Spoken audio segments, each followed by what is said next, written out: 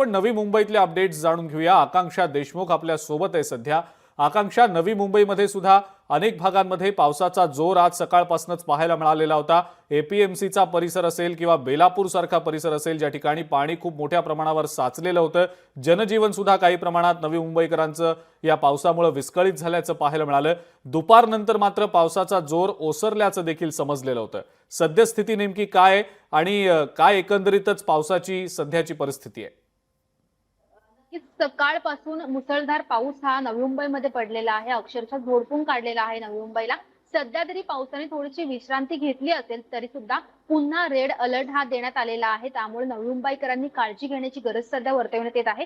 नवी मुंबईमध्ये अनेक सखल ठिकाणी पाणी साचलेलं आहे। पाहायला गेलं तर सांडपाडा असेल, एपीएमसी मार्केट असेल, या विविध ठिकाणी पाणी साचलं। त्यानंतर जी ड्रीम सिटी म्हटलं जातं बेलापूर, अशा या शहराला तर अक्षरशः पाण्याने झोडपून काढलेलं आहे। विविध ठिकाणी जे नागरिक राहतात त्यांच्या घरांमध्ये पाणी शिरलं होतं। त्यासोबत पनवेलचा एरिया असेल, त्या पनवेलच्या एरियामध्ये देखील पाणी शिरलं।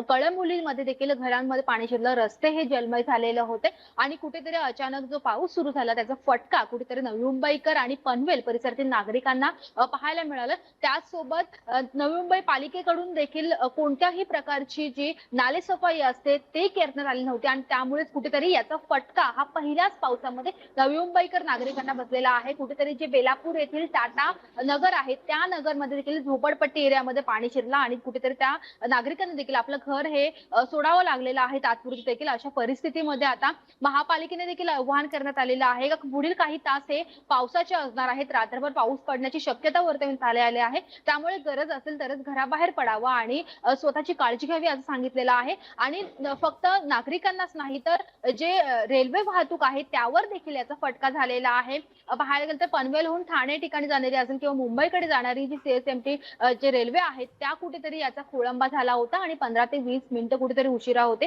ट्रॅकवर पाणी साचलं होतं, कुठे मध्येच ट्रेन बंद पडली होती आणि अशामुळेच कुठेतरी याचा नाहक त्रास प्रवाशांना देखील झालेला आहे।